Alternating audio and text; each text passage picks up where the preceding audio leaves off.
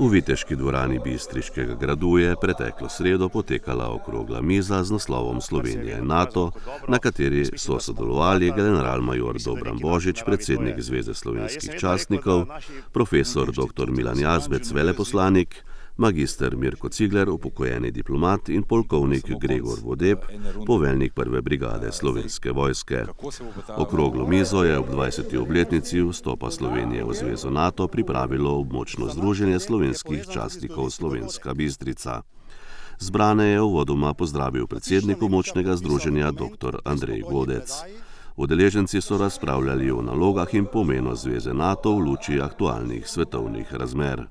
Vojne, rast imperij, propad imperijev, samo naša sposobnost je bila, koliko časa smo lahko zadrževali mir, in zgodovini, ko govorimo o zgodovini, se ne pogovarjamo o zgodovini miru, ampak vedno, mi smo se učili zgodovini vojn, torej je vedno bilo, in mislim, da neki naši naravi to je.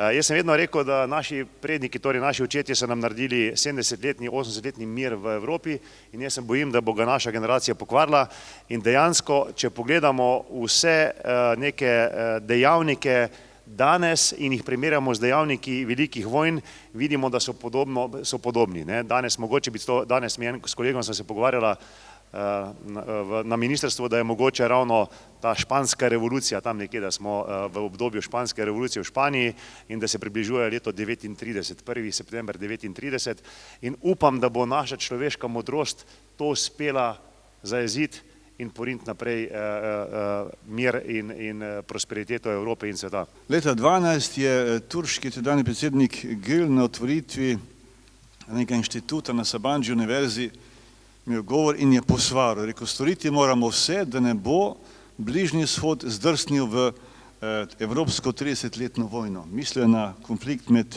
šiti in suniti. Ta konflikt je eden izmed dveh gonilnih dejavnikov tega, kar se dogaja na Bližnjem vzhodu. To je zdaj, gre v ta kontekst, ta vojna med Hamasom in Izraelom ali obratno, kakorkoli že rečemo.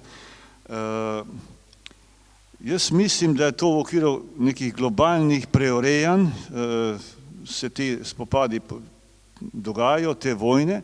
Mislim, da nismo niti v predvečeru globalnega konflikta ali kaj podobnega. Gre pa za merjenje mišic, ki je drugačno, kot je bilo pred 10 leti, kaj šele pred 30 leti. Mislim, da je to ključno. Tu so ključni igralci sta Združene države Amerike in pa Kitajska. Vsi ostali so v podrejeni vlogi ali so pa v vlogi teh nekih ambicij. Sicer pa to, kar gledamo na Bližnjem vzhodu, to je grozljivka, to je grozljivo in ko človek razmišlja o tem, da je homo sapiens v 21. stoletju sposoben citirati Biblijo iz Stare zaveze, oko za oko, zob za zob, je to srhljivo. Je to srhljivo, ko se ta narativ, ta način pogovarjanja jemlje kot samoumevni. Pogovarjamo se, vojna bo jutri, čez 2 dni, tole bo toliko mrtvih, napadli bomo tele, to bomo zaslužili.